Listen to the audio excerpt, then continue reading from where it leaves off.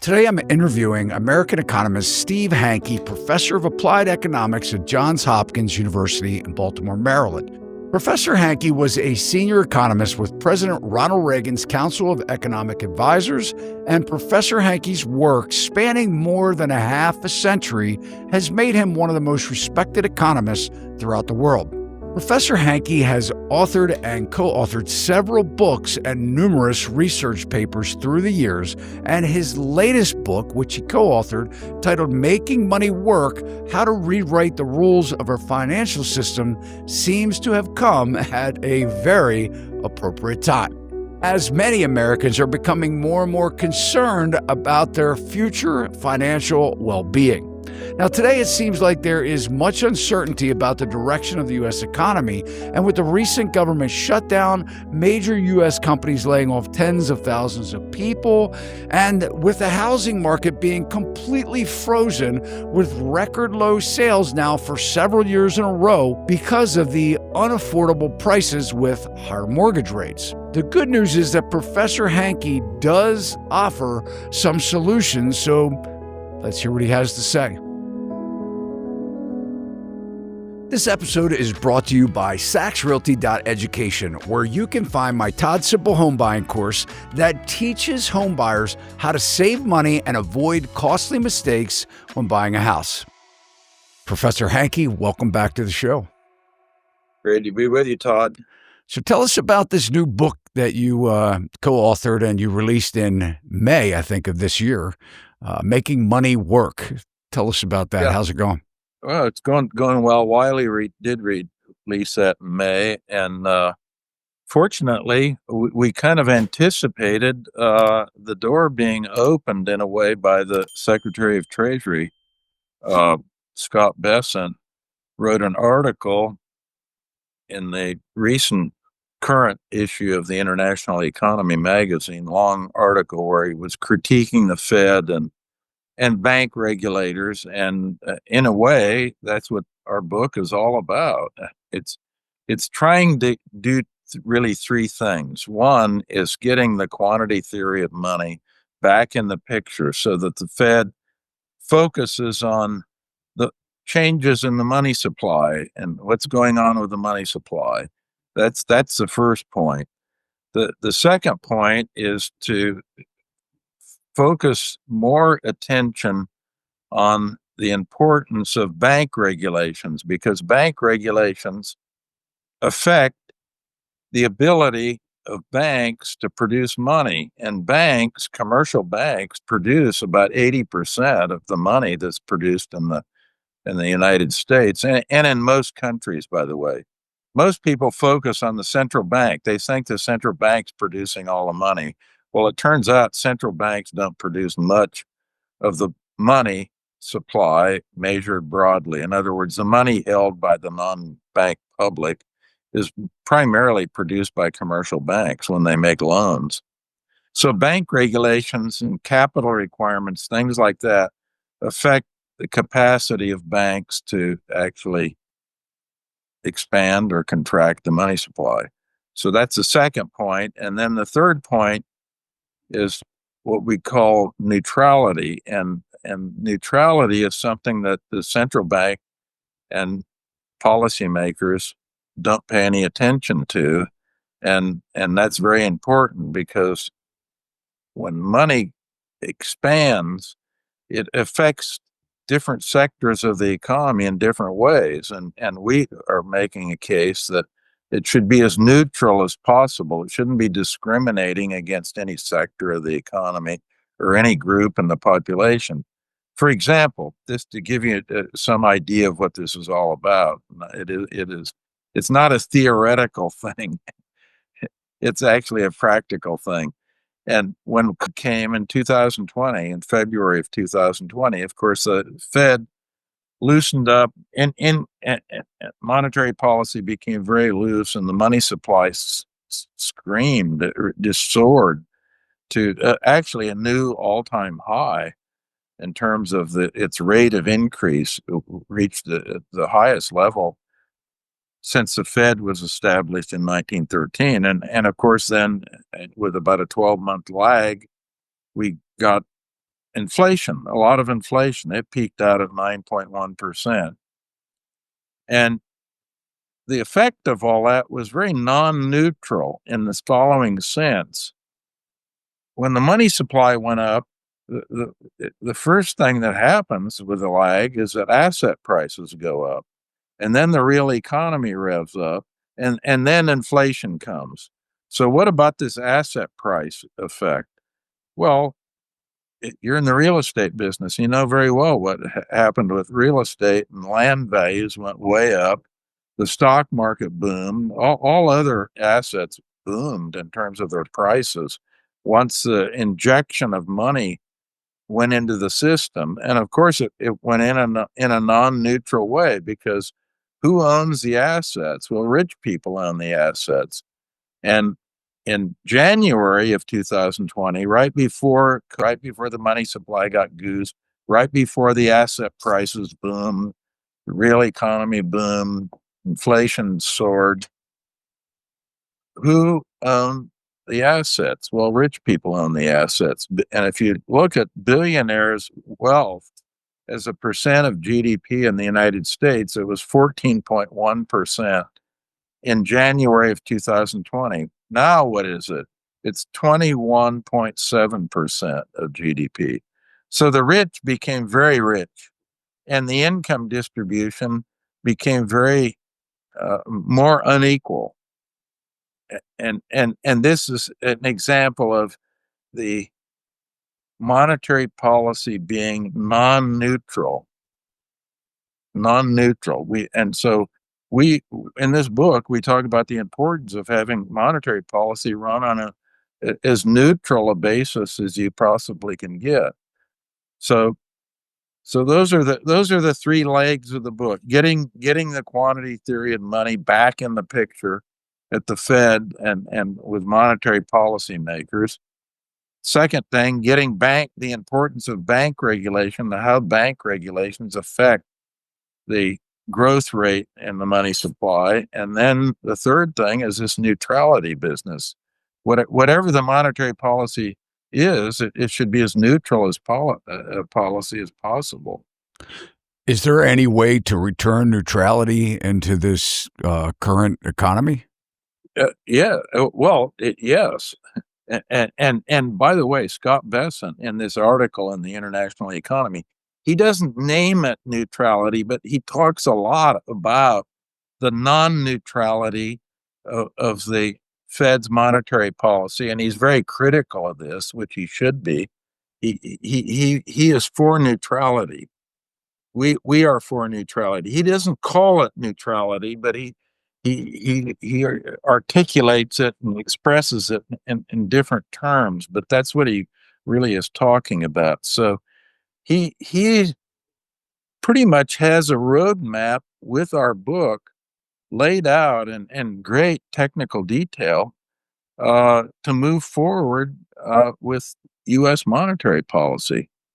He's basically opened the door and said there are a lot of things wrong, and one thing he is very critical of quantitative easing, this goosing of the money supply that occurred after Cook came in. So okay, we talk a lot in the book about that. That's one of the three legs of the three-legged stool we have, and that's getting the quantity theory of money and the focus back on the money supply, keeping the money supply growing at an even keel that's consistent with the inflation target being hit of 2%. And that even keel is Hanke's golden growth rate, which is more or less about 6%. M2, that measure of the money supply, should be growing at about 6% per year if we wanted to be able to hit the 2% inflation target that we have. So he's on board with that. And we lay out exactly how that should be done in the book. So what does the Fed need to do? I mean, so do they need to not do quantitative easing? They need to adopt, they need to focus on the growth rate in the money supply and adopt a policy that keeps the money supply growing at a fairly constant rate of around 6%. And if they do that, they're going to hit the inflation target of 2%. So that's the first point. The second point is the Fed should be, and all the government agencies should be realizing that changes in the regulations on banks affect the capacity of banks to make loans and change the growth rate in the money supply. That's the second thing. And Besant actually talks about that. And the third thing is this neutrality thing. So he talks actually about the three things that we have covered in detail in the book. And that's why I say he lays down the gauntlet, he opens the door, and the book supplies him with a detailed roadmap for changing everything and getting things on track. And by the way, for real estate, this would be great because you wouldn't have this roller coaster ride of mortgage rates going up and down, up and down, up and down. Everybody trying to guess what's going on with mortgage rates. I mean, now the guessing is that floating rates are coming back because people are guessing that interest rates are going to be mortgage rates are going to be going down. So the floater is coming in and becoming popular again.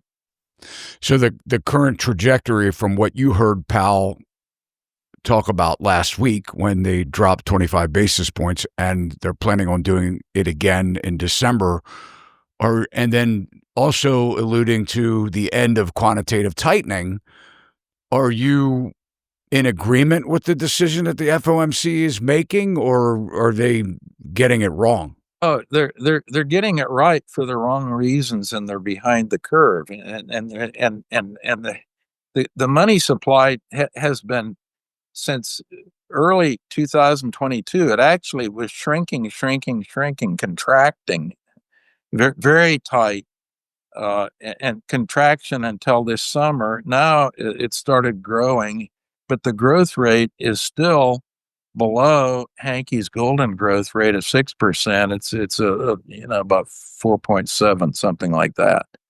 So I agree with loosening up, and there the key loosening up is quantitative tightening that they're going to drop in December. And that will directly affect the growth rate in the money supply. The growth rate will, instead of, as the term implies, quantitative tightening is tightening. So it will drop that tightening and be more on an even keel.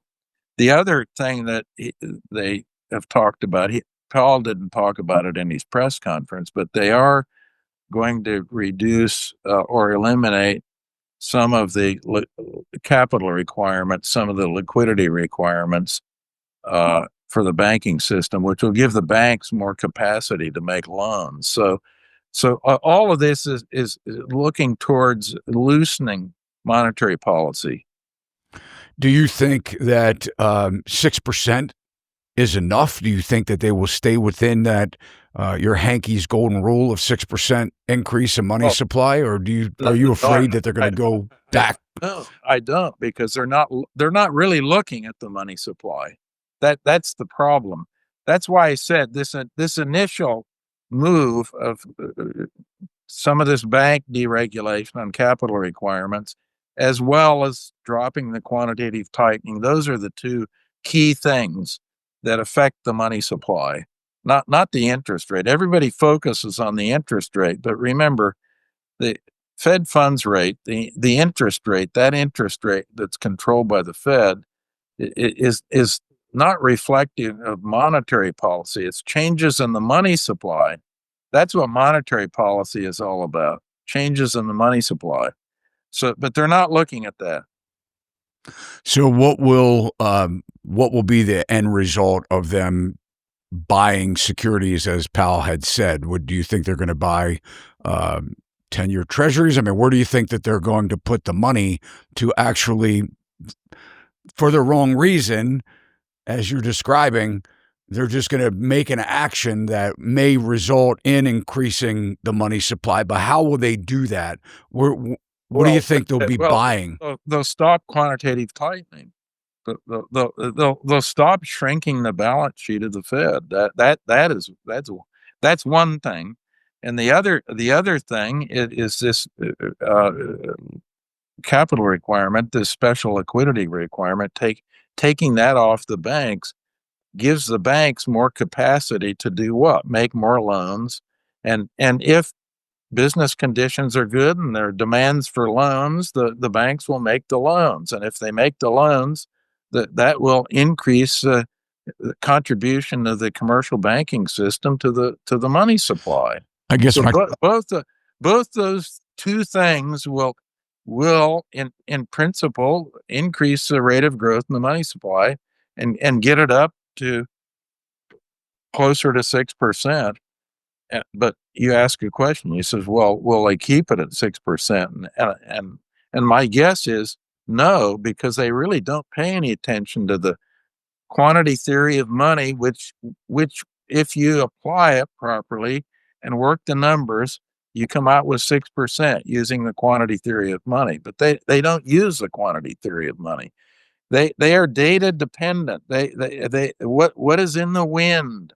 What are the data telling them? Well, the data aren't telling them much of anything because there isn't any government data right now. The government shut down, but they are listening. They can hear Trump and Trump's advisors in their ears. So that is one piece of information that they hear loud and clear, and that's part of this Fed funds reduction, which I said isn't all that important, even though everybody focuses on the thing and is obsessed with it. But the quantitative tightening is important. If they stop that, and I've been on this program over a year ago, I was talking about the fact that they should be dropping quantitative tightening. That was a year ago, but they have come to the show late because they don't pay attention to the quantity theory of money and changes in the money supply. Hey guys, I hope you're enjoying the show so far. I just wanted to take a brief minute and share some exciting news. I have just released my new Todd Simple home buying course. This course is designed for anyone wanting to know how to buy a home. It's designed to take you through the entire home buying process from start to finish. You'll learn how to represent yourself should you want to avoid paying real estate commissions, the best ways to shop for a home, how to avoid costly mistakes, what to look for when touring a home, negotiation tactics, and so much more.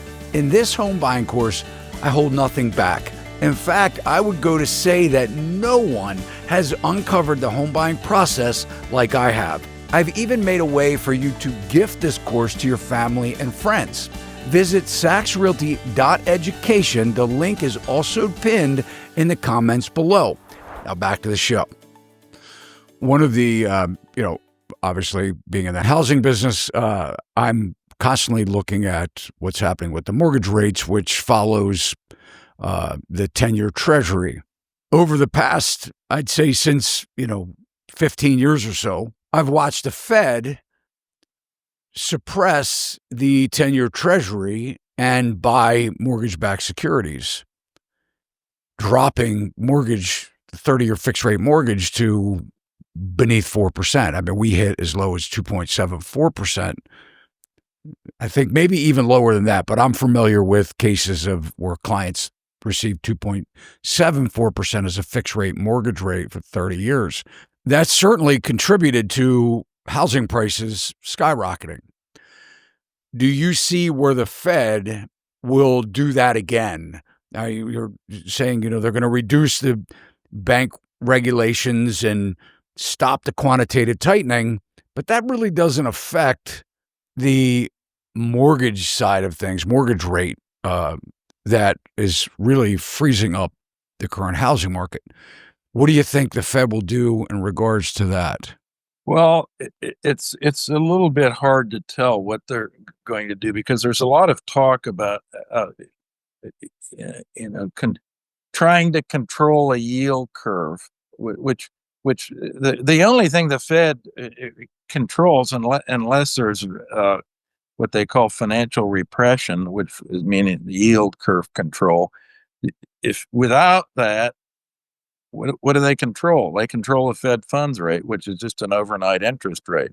The 10-year is free to float wherever it wants to, unless the Fed explicitly enters, which they haven't done, by the way, a policy of yield curve control. Now, we haven't had that for a long time, but they are talking about it. Do you think that with the decisions that are being made, I mean, 25 basis points doesn't really sound like a big cut. Um, Even doing it again in December really doesn't seem that significant to me. How much do you feel that there is a sort of like a power play going on between the administration and the Federal Reserve? Oh, there clearly is. As I indicated before, the Fed is hearing what the president is saying loud and clear, and looking at the appointments that the president's made. He's added actually two new members. The one of the governors has been the one who's initiated the bank deregulation, which I think is a good thing, by the way. So that's good. The other appointment has been a governor who's all for lowering the Fed funds rate, and I don't think that's something that they should be focusing on or obsessing on. They should be focusing on what's going on with the money supply. What is the tenor of monetary policy? All factors involved in monetary policy, this rate of growth or non-growth in the Fed's balance sheet, whether the Fed is involved with quantitative tightening or quantitative easing, whatever. All of those things come under the rubric of the quantity theory of money, covers all that. And that's what our book, Matt Sukirky and I, in our book, cover in Making Money Work. So the Fed's a little bit lost. So they need a roadmap, and the book is a comprehensive roadmap for change that's by the way very consistent with what Besant was complaining about when he was criticizing monetary policy in the United States. Now, Besant didn't lay out the roadmap. We do. Besant was basically complaining, and I think his complaints were generally valid. The question, and I want to move on to your thoughts on the government shutdown, but before we do, I want to kind of focus back on the money supply, because I know you're putting a lot of emphasis on banks and their ability to lend money, which is important for growth, for economic growth in our business sector. And however, we don't really hear anymore about this commercial or regional banking crisis. It's not just regional banks, it's large banks as well, dealing with the commercial real estate problem that was all over headline news a year ago. I mean, we don't hear anything about it now, where a lot of the vacancies, I mean, they haven't improved, especially office space vacancy. And these loans coming up for renewal that are no longer in compliance with their lending practices. What about all of that? I mean, what are your thoughts on the instability of the existing loan portfolios in the commercial sector? Well, I think it's clearly a problem. The commercial sector, the post-COVID and with new, shall we say, new habits that came into the picture. Going to the office, not going to the office, all of that kind of thing. That's one thing, and just technological changes and AI and all of these factors are affecting commercial real estate big time. So if you're a bank and you're overloaded with commercial real estate, you probably have some balance sheet problems. Yeah, I think they say that a lot of the banks that have a minimum of 70% commercial real estate loans on their books. And I just wonder how that works because if a bank has lent a lot of money that is bad money, how do you give them more money to lend What do and yeah, you don't. The bank folds. That we've had a couple, as you've noticed within the last month. We've had two. It doesn't appear to be a systemic problem. I mean, we're talking about very specific banks with very specific loan books and so forth, and if they've overloaded on what turns out to be dud loans, that's their problem. It's like any other business. You open a clothing store someplace in the wrong location, not selling any clothes, and you go belly up eventually, or whatever it is, a drugstore, any kind of retail stores. They're yeah. it, Well, I get it. I get it. but so at any rate, it's a little bit hard to make the general sweeping statements in this environment right now that we're in. Yeah. Are you concerned with the government shutdown? No, Tell us why. well, Why not? so we're now what is it? What are we? The 3rd of November. I think we're going to end up with a record long shutdown, and it's caused some disruption. But remember, I'm one as one of Ronald Reagan's old advisors for smaller government. So if the government shutdown allows for pruning here and there and cutting back, so much the better, as far as I'm concerned. You think that's what happened? It will ultimately result in elimination of I jobs? I think they are pruning and have pruning in the works. Vote the head of the Office of Management and Budget has a pretty sharp pencil and knows what things they want to go after, and some of them they are going after. So I think there'll be a little bit of pruning that's associated with a shutdown, which might be the only good thing actually. If the if that occurs, it's good, not bad, as far as I'm concerned. How do you think it affects states like Maryland, where we both are? Oh, big time. The state of Maryland's very dependent on the federal government. A lot of jobs are civil service jobs, government jobs, and it happens that it's a blue state big time, and from what my reading of the tea leaves is that the president isn't too fond of blue states. You had mentioned AI. I'm curious as to your opinion on that. There have been major layoff announcements in the previous couple of weeks. General Motors announced they're laying off thousands of workers at multiple electric vehicle and battery plants throughout the U.S., about 1,200 employees at its EV plant in Detroit alone.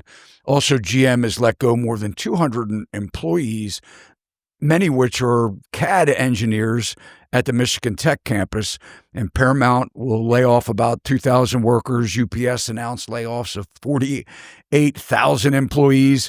And by the way, 14,000 of those jobs are management positions and 34,000 in operations.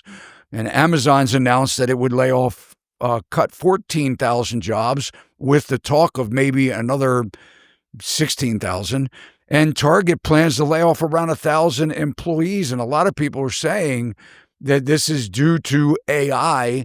What are your thoughts about this? And do you see massive implications from AI moving forward? And how will that affect our economy?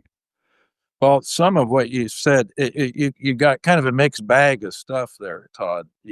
A lot of a lot of the automotive things that you were talking about are all connected with the Trump's tariff policies. So that's a big part of the tariff disruption is hitting the automobile sector big time. But some of the other things deal with AI and robotics and new technology. It will have definitely an effect, particularly on very routine kind of tasks. For example, the Amazon robotics is pretty easy to understand. The those layoffs will A robot will replace the person who was employed doing whatever they were doing in a very routine manner. So there will be displacement associated with AI. I think it might be a little bit overblown and overhyped, but there'll definitely be some. I've heard some even say that they would expect over the next several years that we could lose 15% of our workforce. I mean, I know where it, it's writing contracts or able to suggest contracts where attorneys would be needed to do so. It's going to affect accounting type of businesses as well.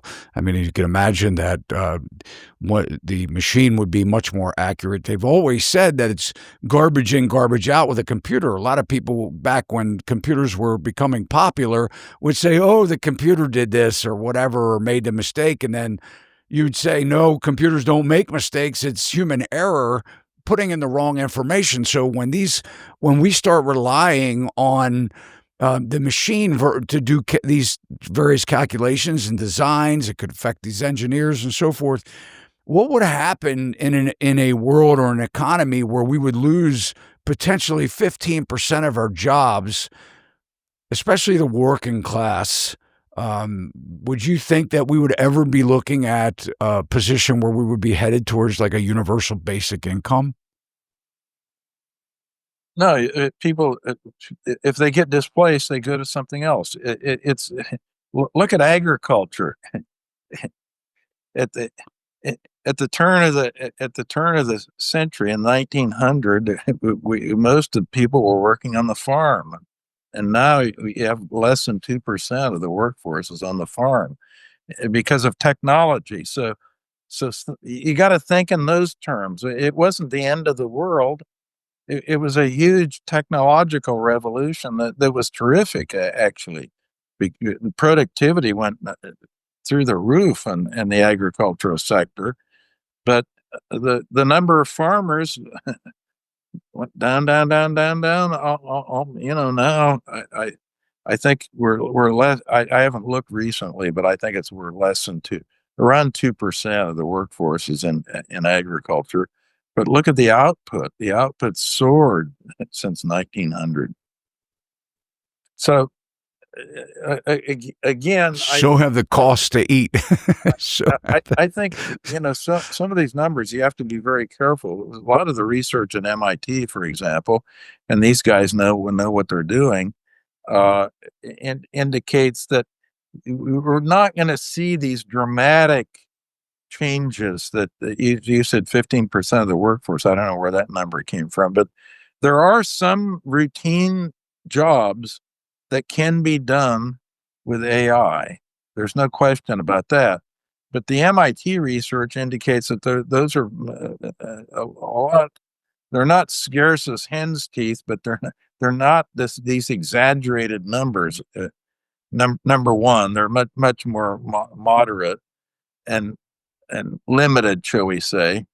And that's where I'm coming down. It will have some effect, but it will be very modest. And uh, this comes back to in the economic sphere, talking about productivity, because if you listen to Silicon Valley, or what I like to call it, Silly Valley, they come out with all these numbers like AI is going to eliminate all these jobs, increase productivity.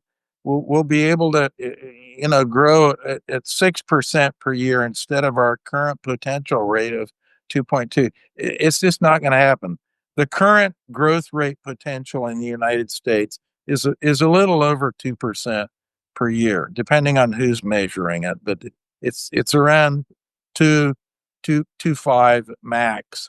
But if you listen to the Silly Valley crowd, they're talking about numbers like 5 or 6% potential real rate of growth in the economy. There's no way. And of course, that hype gets into the capital and investment that's going into AI. So, I guess so if again, the issue, if you look at the AI related stocks, it all depends. Where's the money? Well, now there isn't any money. But where is it? Where do the investors think it is? They're looking at revenue projections that are on another planet almost. Now, yeah. if they occur, the investment will be fine. But if they don't show up for the party, I think investors are going to lose a lot of money on AI. Well, I do believe it's a bubble, and the only way that it could work or that you could have the growth rate that they're talking about is if people have money to buy stuff. And I guess my concern is that we're not seeing wage growth keep up with prices, and especially in the housing market. I mean, when you're talking about needing 7, 8, 9x a median household income to buy a medium priced home, we know that those numbers just don't work. And that's one of the reasons why we're seeing more renters. And in fact, why it's so much cheaper right now to rent in many of the major markets than it is to buy something. But I guess the question that I have is, how do we get to a point to where doing all of this, following the right monetary policies, increasing the money supply, keeping it at a sustainable rate, all the while trying to manage these major corporations that just seem to be suppressing salaries for profits. How does this ever turn around? How do we make the same opportunities for the young people that we've had in our past generations? Well, I think that the best approach is to go back to Reaganomics. What was Reaganomics all about? It was trying to enhance the free market, the free trade, free market, and that's not the direction that we're going. We, as well as most of the Western world, entered a new phase of interventionism, government interventionism, and people in Washington, the politicians, are calling the shots. There's virtually nothing happening in the economy that doesn't involve the heavy hand of Washington. So that's where we're going right now. That's the bandwagon. Virtually everyone, whether they're Democrats or Republicans, it's more or less the same songbook. So I guess the question goes back to that point.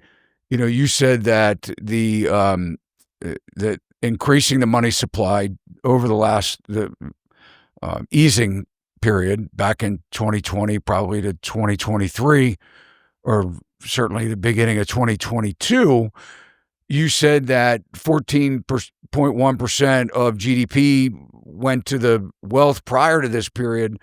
Now 21.7 as a result of this last cycle of increasing the money supply. What prevents increasing the money supply this round from it going into the hands of the rich instead of the working class? Well, that's why you have to.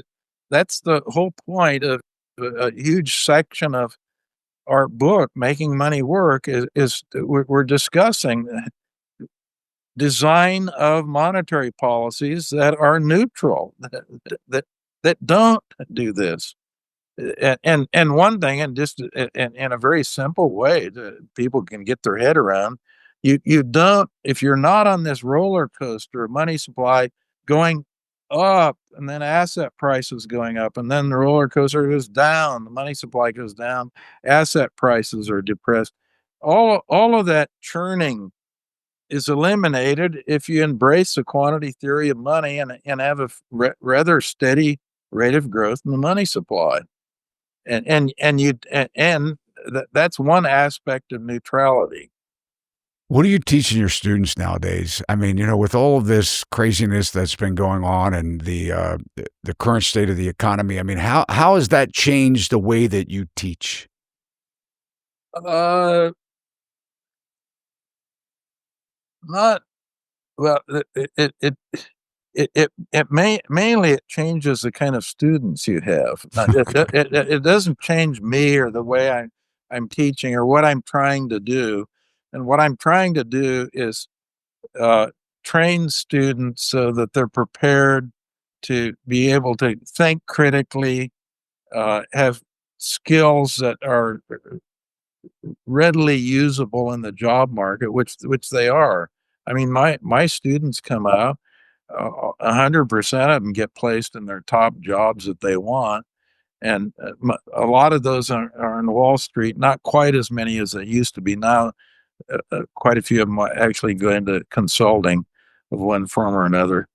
But they have to have skills that they can use. And I get feedback from employers, and they say, "Oh, give us some more of those students." We just hired one, and usually we're in a training program for 6 months or a year, training them to do something, and in 2 weeks, your people can do it. They actually know how to do it. So it's teaching students how to do things. And you see that the amount of interest to learn applied economics is Yeah, increasing? the interest is there. What I'm trying to do hasn't changed. I said the students have changed because the post the Generation Z students have much more difficulty thinking critically, uh, taking orders, following instructions.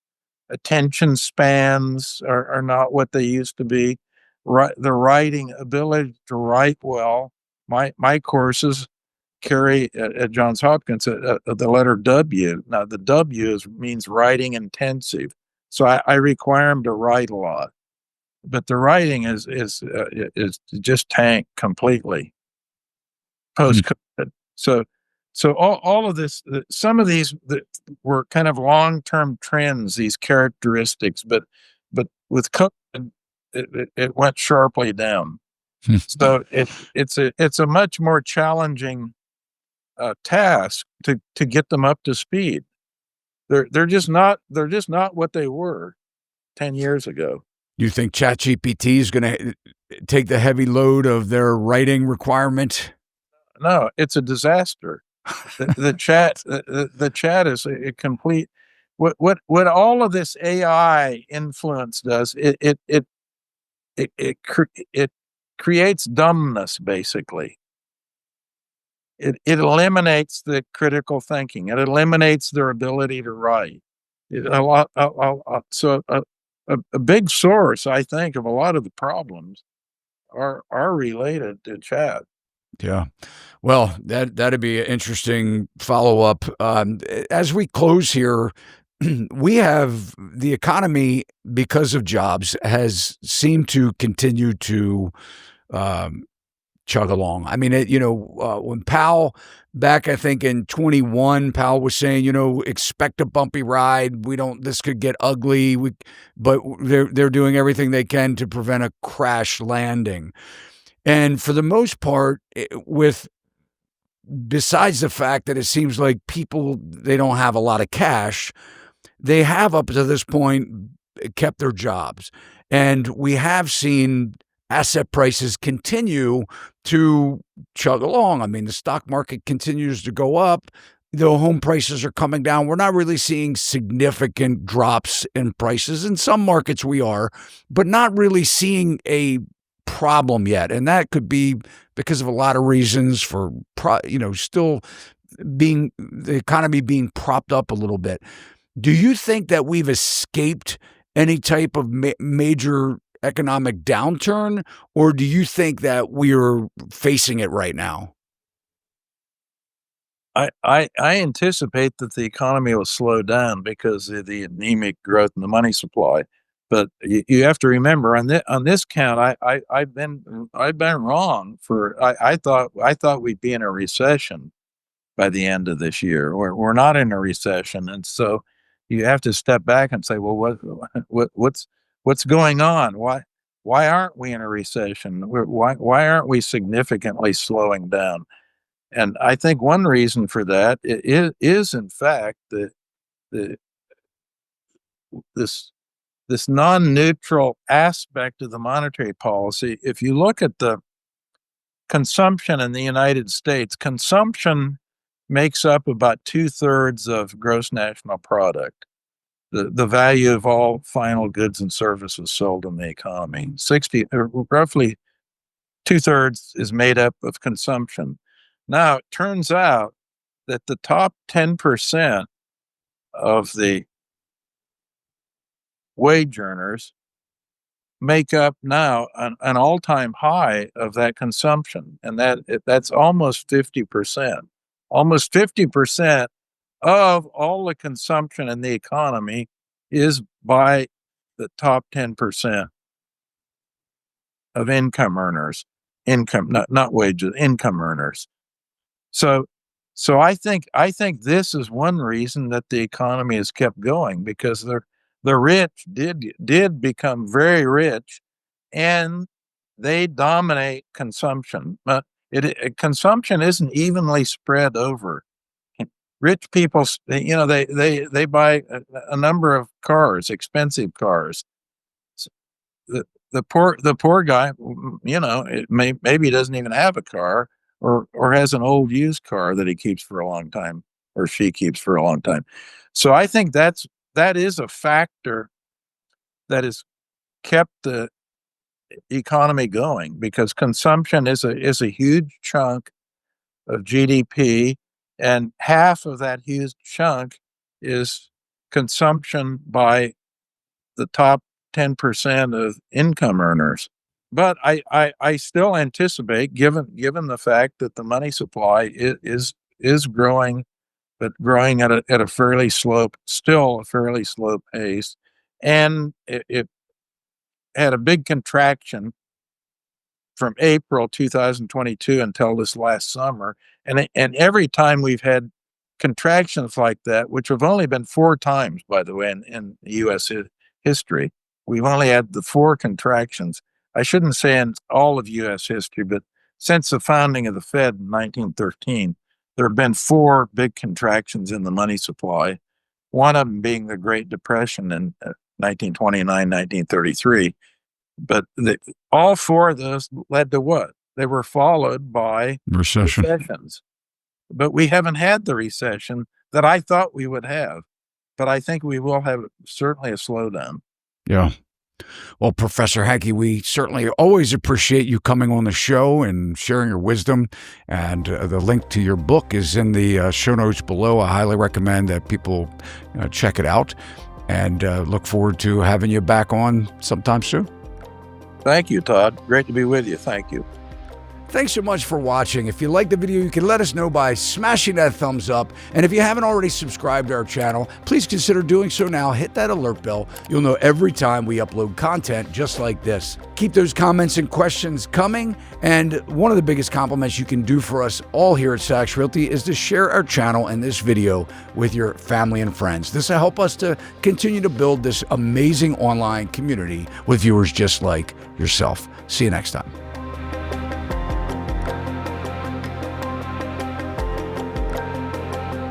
Sachs Realty, Maryland broker number 607720, office number 443-318-4514, equal housing opportunity.